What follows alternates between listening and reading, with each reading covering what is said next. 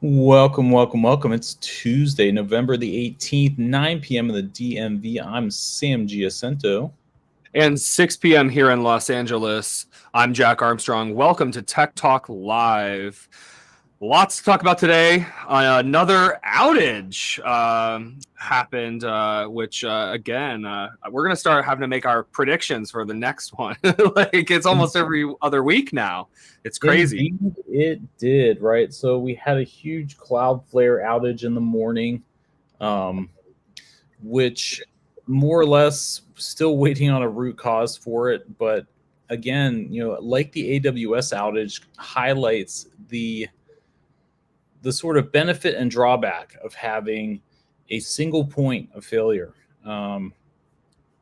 So we had the CTO apologizing on X today around 10 in the morning.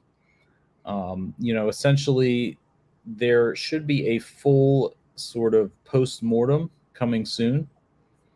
So we'll be on the eye for that, and we'll have a follow-up next week. You can also find it on blog.cloudflare.com. And turns out, let's see, I think they may have just posted it. Well, here we go. I can send you the link here. So apparently it was a file. It was a security. It was a file was like posted or something because of a potential security threat, I believe. Well, so in bold font at the top, this issue was not caused directly or indirectly by a cyber attack or malicious activity of any kind.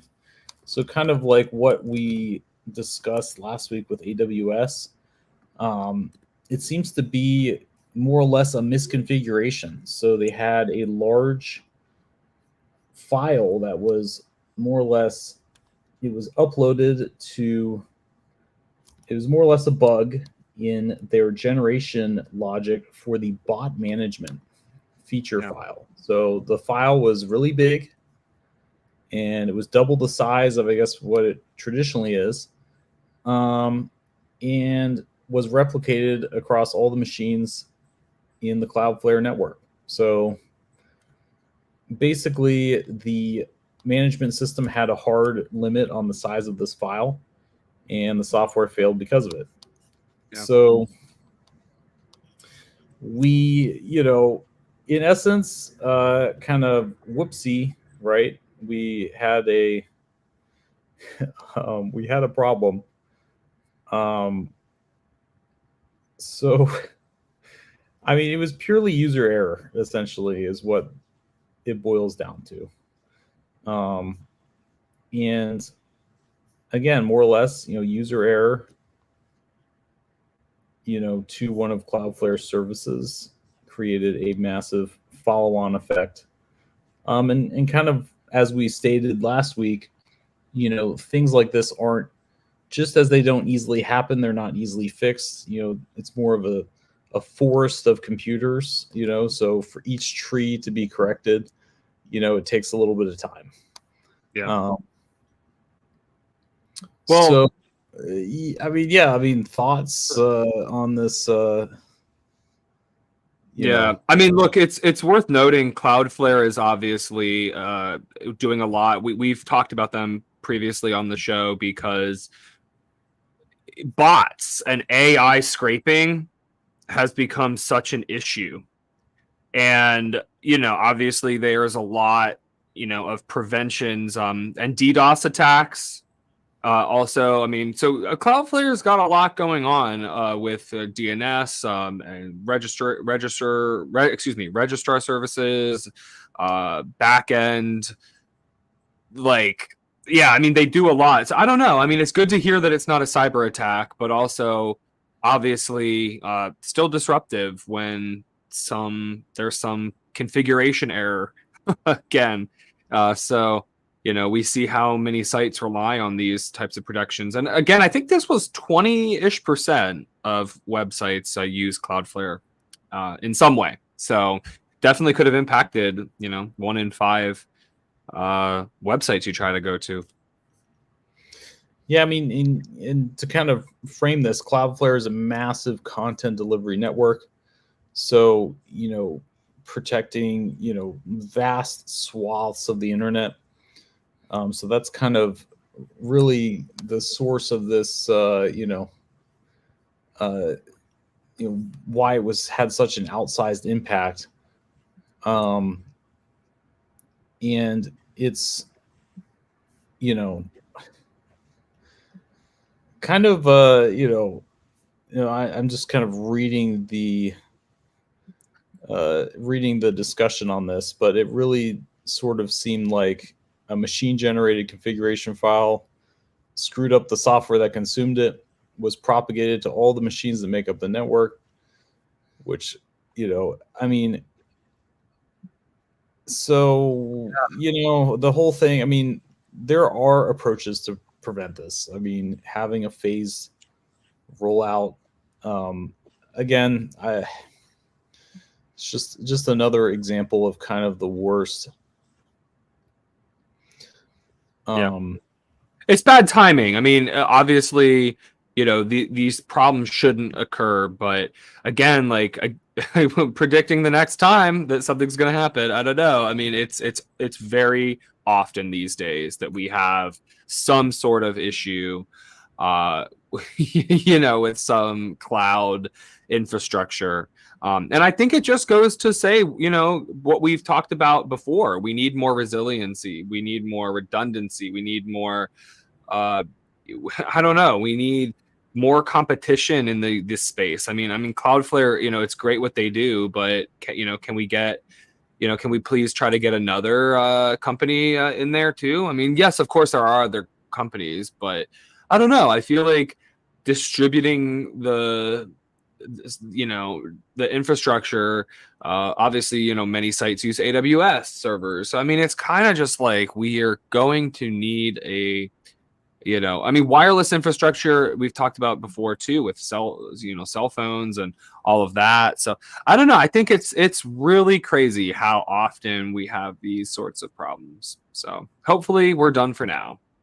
Speaking of tech, though, we have to talk about the digital ID and how to set up your passport on your iPhone. So the new iOS update, I don't know. Have you tried this, Sam? What are your thoughts on storing your passport details in Apple Wallet? so perhaps, kind of going against my traditionally skeptic views on this whole thing. When it came out, I was like, you know what? Why not? Because as far as the data sanitation, and I think, a lot in an abstract way of what cybersecurity is trust. And, sort of what more or less, you know, would impact that trust. And, considering that one entity, the US federal government, knows everything about you, and you have no decision in the matter, versus, Apple has a reputation that's worth trillions of dollars. So rolling out a feature like this and having it fail spectacularly is, they have a very good incentive to not, people have a choice to not do it in some sense. So a combination of like the defeatist, it's already out there, and also, I mean, why not, give it a shot and see, because in some ways, like, we do need an innovative way to have a digital identity. We And, do. more or less, an encryption method is an encryption method. Yeah. And I have an implicit trust in, um, honestly, Apple has a lot to lose if they screw this up. So, honestly, it's not it's not great if any reasoning, right? But I was like, what the heck, I'll try it out. It's not like there's already a copy stored in another database, which may or may not be as secure. Yeah. I Well, mean, honestly, it's out there. yeah. Might as Well, well so have it convenient. it's worth noting, yeah. So it doesn't log your shares. It doesn't share. It only shares when you authorize it to, which is important, right? I think, yeah, we should kind of talk a little bit about, obviously, it not replacing your passport, but when can people use it? Like, where are we at? Like, so you can add your passport, you take photos of your face. I've done this, and it'll alert you when you're able to, when it's ready. And then at TSA checkpoints in the near future, you'll be able to use this digital ID on a scanner, I'm assuming, of sorts. Share my identity, double tap Face ID, tap your phone. You don't need to pass your phone, your passport to anyone. So it's kind of like a touch-free identity sharing tool.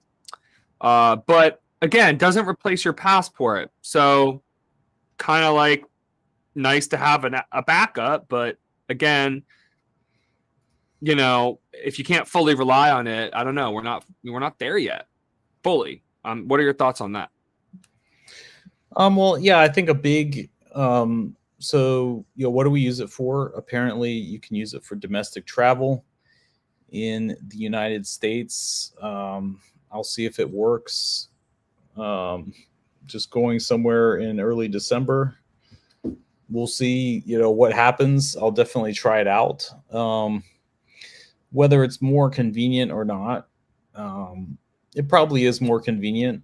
And if anything, again, like circling back to like, okay, well, who do you trust, right? The modern identity scanning machines, unless you opt out, which you can, they take a scan of your ID, so where is that stored? What is that, what entity receives that information, right? I mean, it's quote unquote deleted after 90 days. Okay. It's sort of like, the thing is like reputationally, right? And fundamentally, the incentive for that to be true, and I'm sure it's true, maybe, but it's there's no reputational risk for the DHS. The DHS will exist and continue on for all of eternity, and it really doesn't matter if they delete your data or not. They just say they do. I mean, functionally, like there could be a huge expose, but ultimately, like, there's no, it's almost, it really comes down to, is it harder to hold, a government entity or a capitalistic entity accountable for, misuse of your data? And honestly, for somebody that's explicitly motivated by capital, it perhaps is easier. I don't know. I mean, the thing is, like, it's 50-50. So that's why I didn't really have any qualms about, I mean, I always elect to not have my ID scanned, but again, it's like they're the ones that created it, so it's like, who's to say they don't have an image of it somewhere? I mean, they probably do. They're the one that mailed it to you. I mean, so it's like, who's to say it didn't go through a scanner after they printed it? I mean, we gotta, so I don't know. I mean, it's when trust is so rare, truly, it becomes hard to really even know. And people scoff at providing their identity to more or less a private corporation, and we are kind of scant on the details of how it's used. But and even though it's not a valid argument, we don't really have a ton of details on how it's used anyway. So yeah, if anything, I would like it to be a little more convenient from me and my little life over here. So it's not a logical argument. It's just one that it might as well be convenient for me if I do not have really any custody over it in the first place. Yeah, well, also, this can be used to book some flights or hotels. And those of you, this is another option out there for people without Real ID compliant identification. So it's worth noting that, where theoretically, maybe we can go without our passport, physical copy, and, maybe maybe eventually we won't be required to take our passports with us. So it is fascinating. Yeah, it makes you scan your chip and then securely stores it. So yeah, I wonder how long it's been taking Apple to work with the government to make this. It's pretty cool that we're there. We're ready. And the future of flight. I mean, we've talked about Clear in the past, and of course, World ID as another one of these tools by the OpenAI founder to prove humanity's identity in the world and age of AI prevalence. So we've seen that kind of gaining a lot of momentum as well. So fascinating stuff. Well, speaking of AI, you had found some interesting reports about how AI is making us rich and unhappy. Is this really what's going on?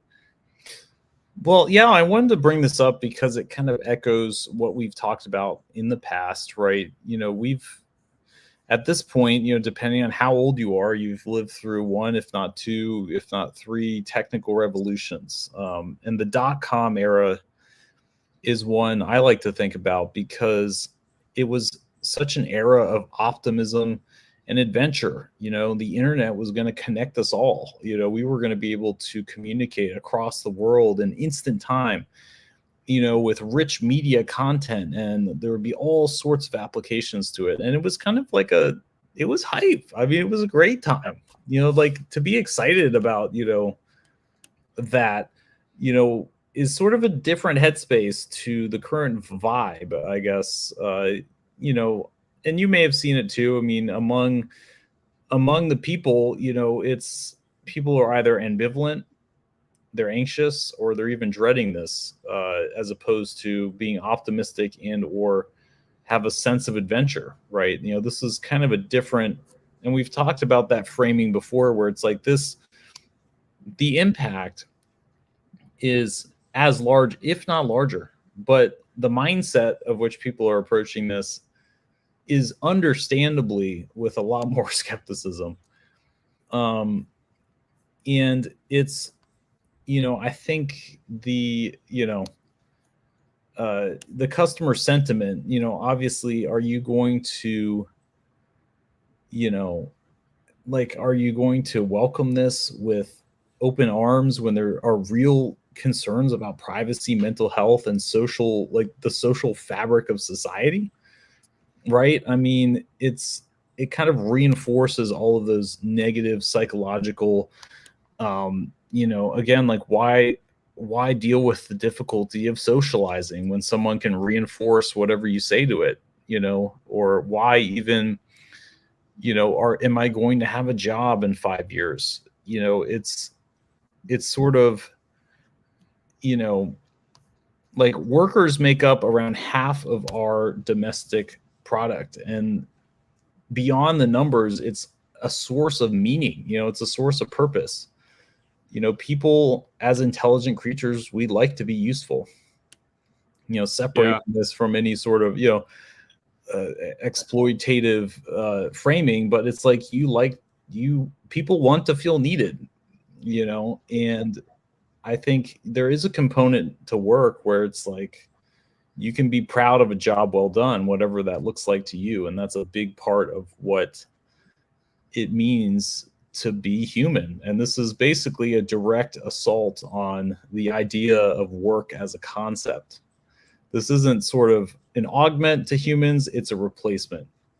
So I think that's something I kind of want to highlight because we're hitting the mainstream now. I mean, this is from the Wall Street Journal, so I'm just glad somebody is echoing what we've observed on the show many times. This is really not a joyful transition. This is more so a matter of fact transition, and it is very sink or swim. And from a human resiliency standpoint, I would like to swim because I am not planning on sinking anytime soon. But I'm not doing so,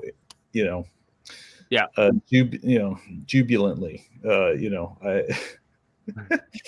I'm doing so begrudgingly. Yes. Well, yeah, no, absolutely.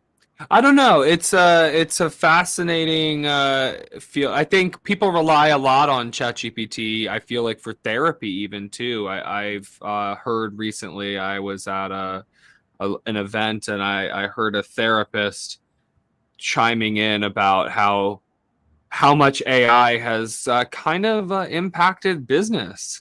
So I because can imagine.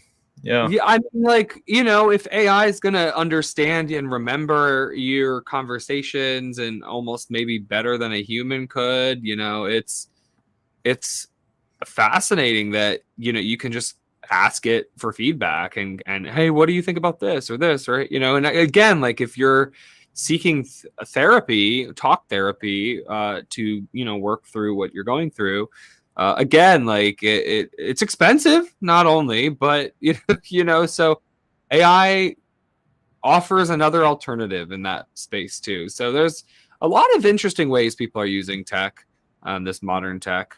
So yeah, no, it's fascinating to see. So anyway, should we move on to the next spot with Yeah, let's talk about Waymo because we have to, right? And we in more ways, speaking of automation, right?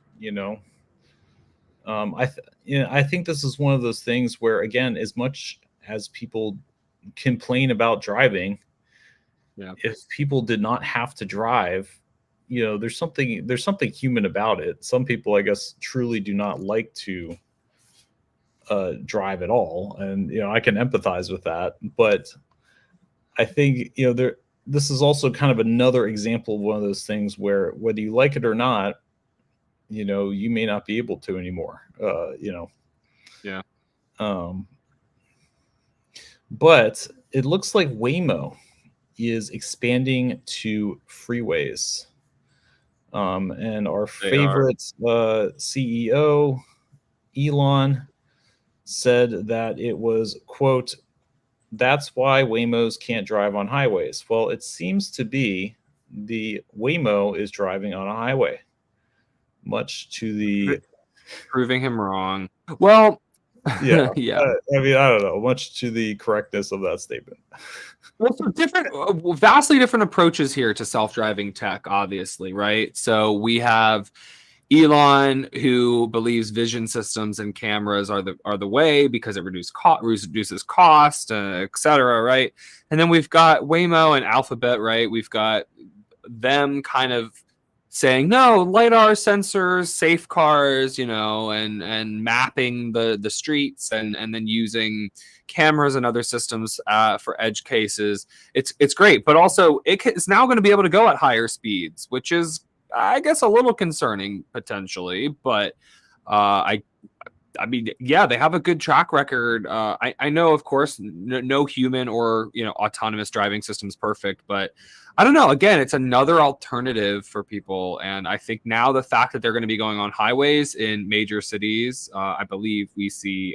Is it Austin? It's Los Angeles, Austin. I don't. It's DC as well. I think Phoenix is on the list. San Francisco, a bunch Yeah, of large. yeah. Yeah. So yeah, there's a lot to come. Obviously, this is it's exciting. I mean, yeah, anyone in a city. I mean, I think the coverage area that that Waymo has launched in has typically been very limited. You know, it's been a big city, downtown, suburbs, and that's it. You know, no city or no highway driving, which, highways can be sometimes faster. Again, with limited traffic. And perfect conditions, right? That is probably a faster way to, you know, to get around, right? Versus stoplights and stop signs and city streets. So yeah, the fact that Waymos are now going to have a higher average speed, be able to take highways, yeah, it's a fascinating time we live in. And Tesla is also, they've got their robo taxi in Austin, but I don't know. I mean, it's we need competition, right? I think it's good what Tesla's doing, but also people need to, we need to also focus on other infrastructure and not only cars and the roads, you know. Well, yeah, and I had this discussion too with another friend of mine about the the amount of effort and resources and time and energy and technology that we're pouring into self-driving cars, where a self-driving car with one person in it, still weighs, let's just say, generously 2 tons or 4,000 pounds to transport a 200-pound person. The amount of accessory, like distilling it down purely to efficiency, you are taking something that weighs 20 times as much to transport. I mean, more or less the person's weight makes up 5% of the vehicle. So we're looking at like a 5% efficiency when it comes to we're moving what we want to where we want it, because we don't really want the car there. The car really doesn't matter. It's about the people getting from point A to point B. Yeah. And I think when you zoom out and kind of, I mean, it sort of creates some very uncomfortable conversations about, car culture, land use, and all the other great things that come with living in the United States of America. It's almost part of our national identity. What you drive, your hot rod or your lifted truck, your Ram truck or whatever. These cars, as I believe you said earlier, are an extension of what people see themselves as. So it's a very delicate thing to talk about. But circling back, I think the root problem is that self-driving doesn't fix the fact that this system is 5% efficient. And that's, again, without the driver of the, like, what we're doing is we're eliminating the driver of the car, which would make existing roads more efficient, right? But even if existing roads were 100% efficient, the smallest unit of vehicle is 5% efficient. So we're 100% efficient at transporting 200-pound people in 2-ton vehicles. So, I mean, that's better than nothing, but it's also like when you look at the maximum possible efficiency you can get out of that, what, like you're kind of like you're operating at such a small scale. It's like there's got to be a better way to. And of course, that problem almost is harder. It's like I don't really know what's harder. Fixing land use and mass transit in the United States on one hand, or building self-driving car. So, if anything, building self-driving car would be easier because there's less stakeholders and you can basically do whatever you want in your own little lab. Whereas fixing land use and mass transit requires engaging multiple human stakeholders and coming to a consensus, which, it's sad that it's sort of, I honestly think that's probably harder. Well, you bring up an interesting point about parking lots. I mean, these self-driving cars are going to need a place to idle when they're not on the road. They're going to need a place to recharge, and I think it's still, when on the road, is not the most efficient transportation option that we have. I mean, buses. I mean, in Europe, obviously, we see, it's more normal for people to take those other forms of transportation. And I think, Americans really need to step up and acknowledge that that a bike lane does not increase traffic. It actually takes a car off the road, so there's maybe less traffic. And then also, train infrastructure and bus infrastructure and drones in the future might be another option for a lot of logistics. A lot of the cars on the road are delivering things, and there's a lot of potential, I think, as cities kind of look at, wait, we need a more sustainable way ahead. So I think Waymo, it's an interesting option. I'm not gonna lie, like it's I really do feel bad for taxi drivers, Uber drivers, because this tech has come really quickly, and it is another typically more affordable option because Alphabet is very aggressive with their pricing and their promotions, and their referral programs better than Uber and stuff. I mean, but also everybody probably already has Uber, right? So I just think it's an interesting time we live in as more and more people become comfortable, with getting in a self-driving car, and eventually, potentially, in the future, no longer opt for that. That human driver, right? Because it is a better experience. If anybody out there is listening to this, I mean, yeah, please, message the show, tell us what your thoughts are with, it's a predictable experience. Nobody's there to bother you, and it's a clean car, and it's, you know what to expect. It's kind of like, you with an Uber or Lyft, there's nothing bad. It's exciting to get a human and a random car, but it is definitely quite a different experience. And I think people need to be open to I think this tech and how it's impacting things, and and it'll be interesting to see if what strikes me, are there going to be more accidents on the highway now that self-driving cars are expanding there? I mean, that's something people aren't really talking about as well. So interesting stuff. Well, and you also bring up a good point too. I think part of getting a taxi today is, the human component, right? It's the fact that you can speak to somebody who, now whether that is, I would argue that is beneficial, whether that excites you or frightens you. Kind of get out of your comfort zone a little bit, and have a conversation with somebody.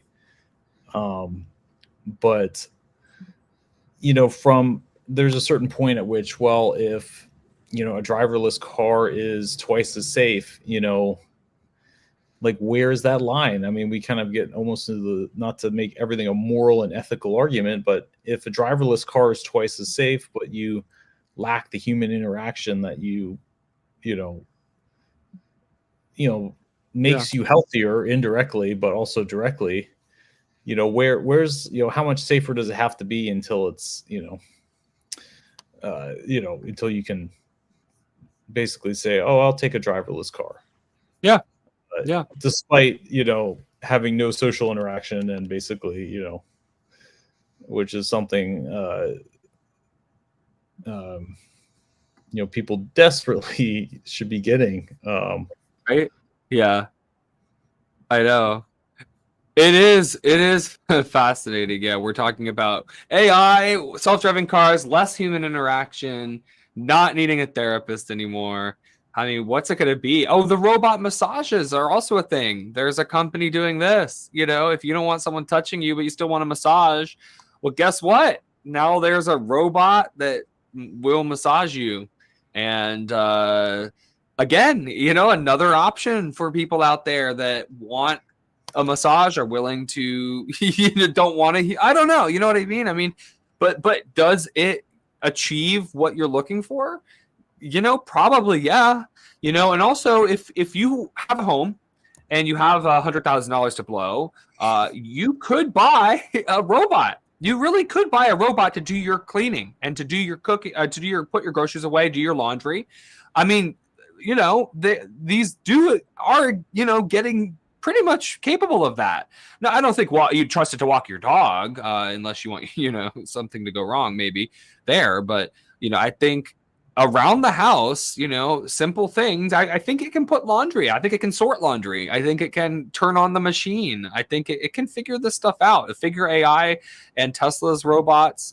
I mean, yeah, these are becoming, if you've got the money for it, it's an accessory to your home that can walk around, do things, and make its own, and people are buying these. People have them. I mean, there's influencers on social media. There's tech people that, have these in their homes, and it is a thing. It is a real thing that is on the cutting edge of things. But I think it shows that this is already happening. Humans are being replaced.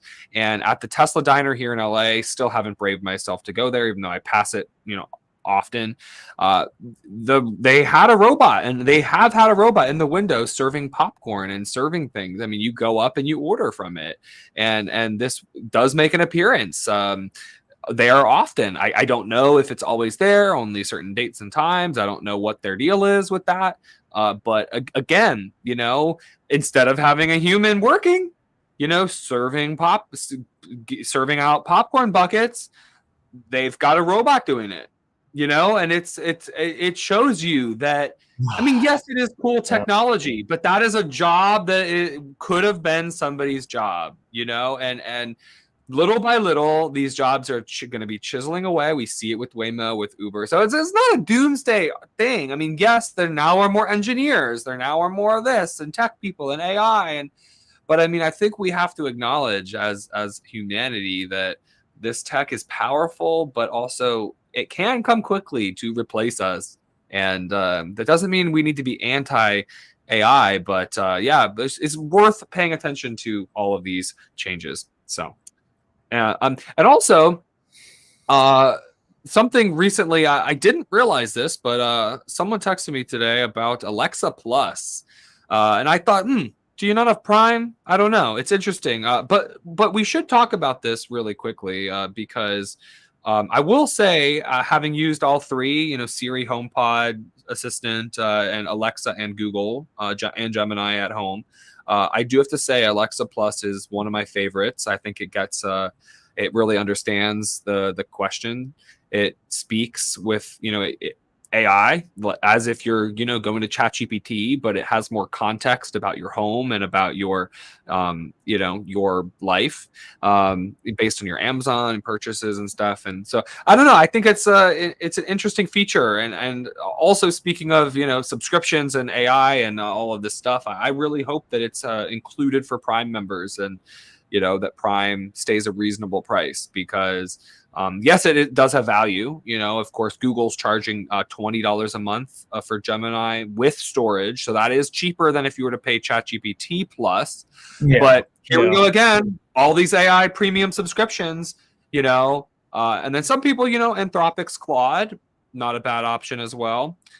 So there's a lot of assistants out there. But yeah, Alexa Plus, nothing I believe is changing. It's still in early access for people that were invited to try it, which I was in that group of people. But yeah, are you familiar with this? No, I'm not, but I'm sure it'll be like every other one of Amazon's wildly successful hardware products.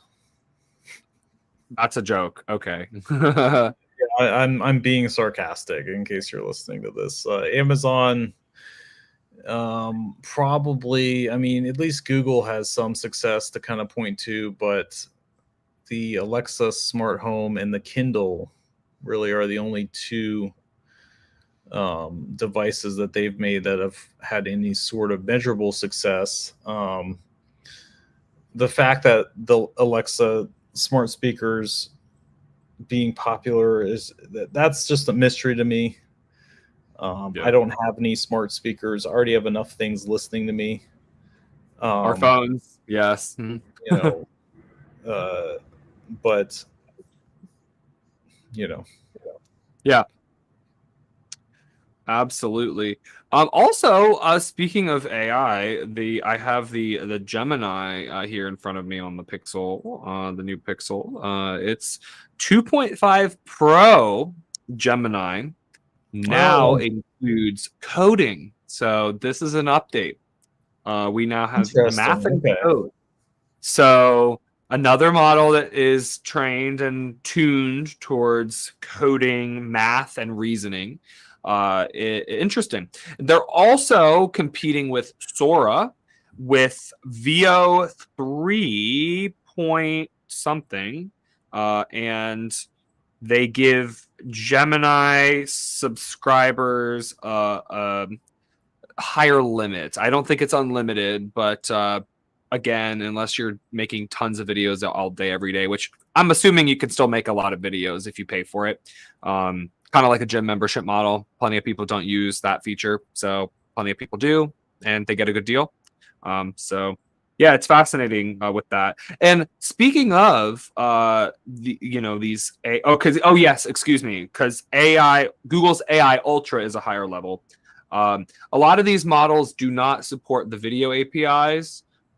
I know we've talked about Merlin, Kagi, supporting, obviously, I guess giving premium access by one subscription instead of paying 5 AI subscriptions if you're interested in trying premium models. So yeah, interesting that you do have to subscribe at the moment. They're gatekeeping, I guess you could say. I don't know if you've noticed this, but yeah, it seems like they're gatekeeping to their platform as the only sole reason of subscribing. And I don't know if they noticed this trend. Obviously these are 2 of many aggregators, were we calling them? I don't remember, but yeah, AI, premium AI updates from Gemini updates this week. So anyway, worth mentioning. Yeah, I mean, an aggregator is, obviously, again, make sure you trust all parties within the aggregator. I will just say that because, again, it's like you're in a room with 2 people instead of 1 now. So yeah, just from a data privacy standpoint, I mean, it seems like Coggy, fingers crossed, has a good track record, but who knows how aggressively these other platforms, which could honestly just be fly-by-night operations. I mean, anyone with an API key and a few extra bucks can set this up and really market it. Collect, exactly. Collect people's data. Well, and this is what was happening. This is really what was happening. There was another one. Some famous YouTuber had promoted one that got really popular, blew up. I do have to say, from a transparency standpoint, he was building in public. They were showing numbers. They were doing live streams with stuff. And they were giving people a good deal, a fair deal. And they were tracking their costs. Some people using a lot more than other people.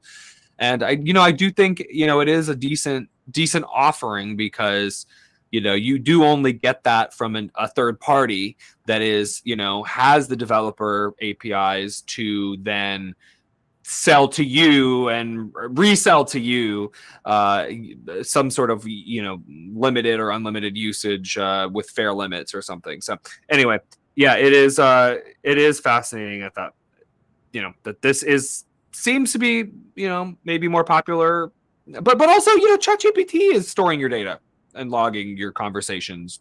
They all are kind of doing it. So does it really matter that someone else is doing it because they're giving you a good deal?